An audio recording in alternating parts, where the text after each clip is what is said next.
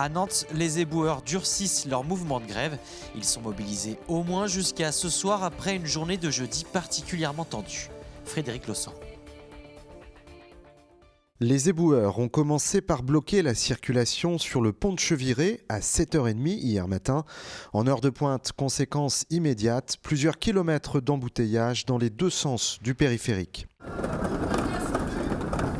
De retour en centre-ville, les manifestants ont déversé les poubelles devant la mairie. Ils ont demandé à rencontrer le maire de Nantes, Johanna Roland.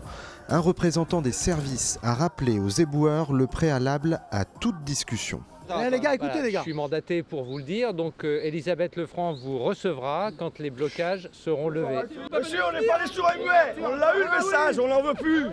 On veut Johanna, nous. Voilà, il faut arrêter. Faut arrêter. Vous prenez pour des cons, là. Vous prenez pour des peintres. Après la montée en tension de ces derniers jours, la ville de Nantes se dit prête à dialoguer avec les syndicats, d'autant que dans les rues, les poubelles s'entassent encore et toujours. J'espère très sincèrement que l'appel au dialogue va être entendu par les organisations syndicales, puisque jusqu'à maintenant il n'a pas été entendu, mais j'espère qu'il va l'être cette fois-ci. On leur a dit que tous les sujets concernant les modalités de mise en œuvre de la fin du fini-parti étaient sur la table, mais que la condition préalable était bien de lever les blocages. Ce vendredi matin, le conflit va se déplacer sur le terrain judiciaire. Nantes Métropole a déposé une requête en référé au tribunal administratif de Nantes. Objectif, obtenir le déblocage des sites de collecte de déchets.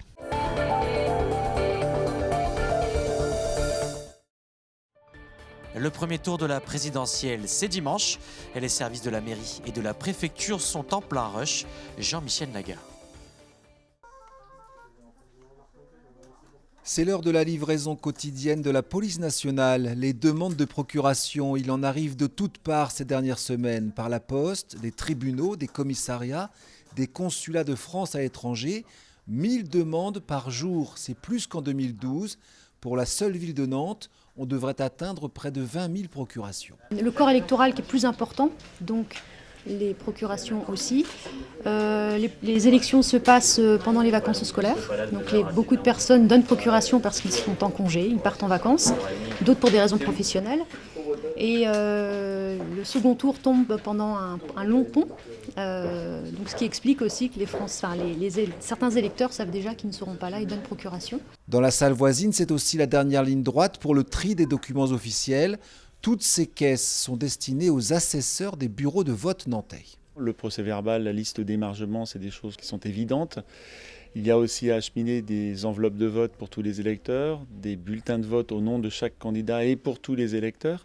Donc rien qu'en bulletin de vote, ça représente plus de 2 millions de bulletins qui passent entre nos mains, qui sont livrés par les candidats et qui ensuite sont répartis dans nos 200 bureaux de vote.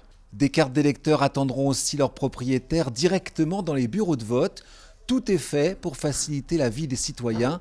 Dans les communes de moins de 1000 habitants, les électeurs pourront même voter sans être munis d'aucune pièce d'identité.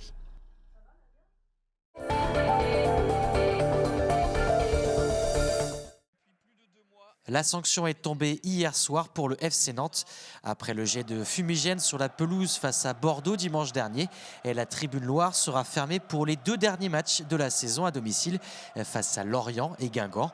Le club est également convoqué le 18 mai prochain par la commission de discipline de la Ligue de football professionnel.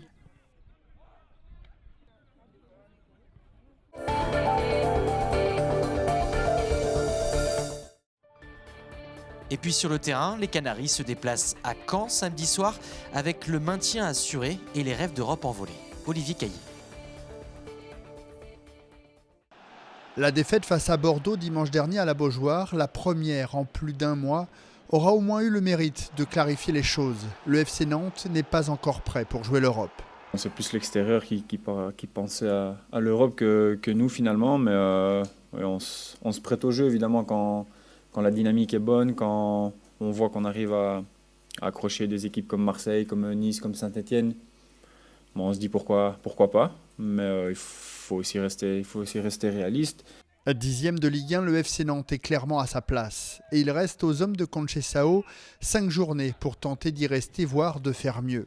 Avec un programme plutôt favorable sur le papier, les réceptions de Lorient et Guingamp et les déplacements à Caen, Lyon et Lille, Les Canaries veulent surtout éviter de rééditer la fin de saison dernière manquée. La saison dernière, le problème, c'est qu'il y avait beaucoup de choses extrasportives qui ont un peu entaché la fin de saison du groupe. Ici, c'est pas du tout le cas. On est ensemble vraiment pour atteindre cet objectif. Et la meilleure place depuis la remontée de Nantes en Ligue 1, c'est 14e. Donc je crois qu'on a les qualités, les capacités pour faire beaucoup mieux que ça. Et ce serait déjà une belle victoire pour ce groupe. Qui tentera de mettre en pratique ses bonnes dispositions dès samedi à Caen.